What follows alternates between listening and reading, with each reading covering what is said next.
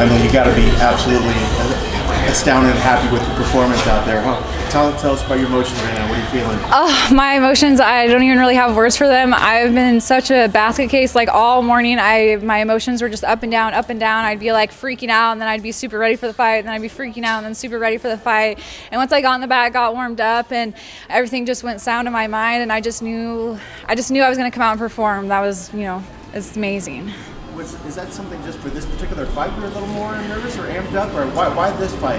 I don't really know. My last two, that's something I was, trying to ask myself. I was like, why am I so amped up or weirded out about this fight? My last two fights, even my fight that I lost against Jillian and then my last fight with Jamie, both those fights I felt super ready, really prepared, I was really excited to go out and fight. And this one, I was freaking out all day, and then once I got to the arena, I was excited to go out and fight, but it was just, getting to that point. So I don't know. Everything's different, Every fight's different. I think maybe my injury on my last sparring day kind of played a part into that. I don't really know, but the fact that I was able to feel that and then still come out and do this is just incredible. Talking about the fight itself, it seemed like she sort of made a mistake when she stood up, she almost presented her back to you. Yeah. Do you feel the same? Yeah, a little bit. She was a little bit more scrambly on the ground than I was expecting. I knew she was going to come out and be strong, and, I definitely felt that. And when I saw her get up, I was like, there ain't no way I'm giving up that takedown, and, just hopped on and got the choke. When you win a fight like that, you didn't take any damage, really. Is that just the cherry on top, right? You can come out and be like, I can get right back in there. What's that like, to win the win without getting touched, really?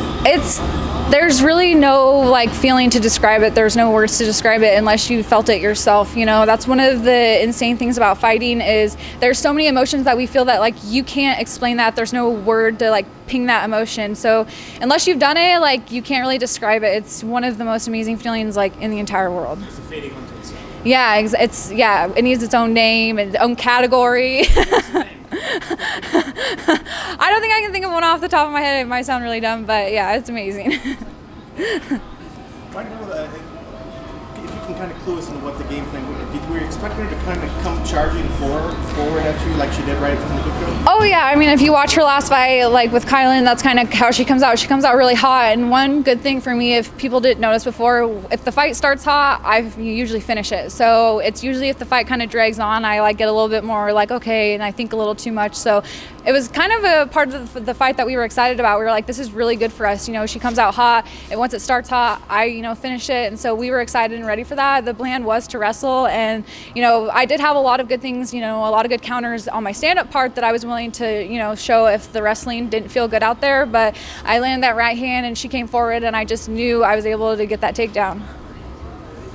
Your last fight against Moyle, you seemed that you had a chip on your shoulder because of your opponent's coach. Yeah. This one, I guess, how was it different going into this fight? Because you said you were just kind of nervous, but last time it seemed you were, angry. I wasn't angry. I had nothing to do with Jamie or Team Alpha Male or anything like that. Vinny actually trains at Extreme Couture. He's one of my teammates. He was my jiu-jitsu coach on The Ultimate Fighter. He told me just multiple times that he wasn't going to corner against me. And, I have the name Spitfire for a reason. Don't lie to my face and expect that you're not going to hear something about that. I wasn't angry in that fight at all, but I was more than excited to, go give Vinny a piece of my mind after that win. And I know you still work outside of this, and from what I remember hearing you enjoy what you do when you work on the outside. But you would like to do this maybe full time, or do you still want to do both? I wouldn't say that I enjoy serving. It's just I've been doing it so long, and the people I work for are amazing. So if it wasn't for me working for such an amazing place, I probably wouldn't be working there. The customers are hard to deal with. There's cigarette smoke in there. It's kind of, it's kind of not the funnest environment to be in. But the fact that my coworkers are so awesome, and I can go in there on any given night and make a couple $100, it's it's kind of hard to leave. And I don't really actually have any designated shifts. When the football was on, we're a Patriots bar. I was working all the Patriots games, but I just pick up shifts whenever the girls want a day off, if I can help, so it's kind of one of those things where if I can do that, why wouldn't I? It's sometimes if I'm done with a fight and I have a little extra time on my hand, why not go make a little extra money? So I wouldn't necessarily say I love being a waitress, but it's one of those things where it's kind of hard to give up. Yeah, but it definitely seems every time we see you, there's a new wrinkle to the game. There's something else. I just didn't know if maybe you were able to focus full time, that you thought maybe your growth in the sport would maybe speed up more. Are you happy with the development as it's going? Yeah, I mean, I basically am a full-time fighter, you know, like I won't work for weeks on end. So it is one of those things where it's like I am full-time, but if I do have an extra day, like, you know, Friday night, yeah, why not go make some money? It's, you know, ridiculous to put all my chips, you know, just into fighting if I can make a little extra side money, you know. Has anyone ever recognized you? No, because it's kind of a lot of old people go in there. A lot of the customers do know I fight, and they'll ask the girls if they haven't seen me for a while, like, oh, how's Emily doing? And, you know, a lot of the customers already know I'm a fighter, so they just think that's cool. But no one's ever actually, like, went in and been like, oh, OMG, you're the, you know, the UFC chick or anything like that. Was your bike laying at the bar? I mean, at your restaurant right now? I don't think so, because it was on the app, but I'm sure if I would have been on ESPN, they definitely would have had it. Yeah, they would have had it on. Oh, I guess they did have it on. They put fire sticks on all the TVs. So, yeah, one good thing, the bar manager, Reggie, he's very techie. So I think they actually had my last fight from Fight Pass on there, too. So they were able to get it worked out.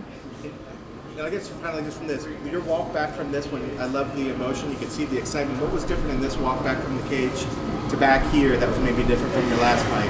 I think it was just my emotions, like, all day, and then the fact that I was able to go out there and then to have a record, the fastest strawweight submission. I mean, that's insane. I can't believe, you know, I'm 4-2 and I have a record. That's crazy. Awesome. All right, thank you guys. Congratulations.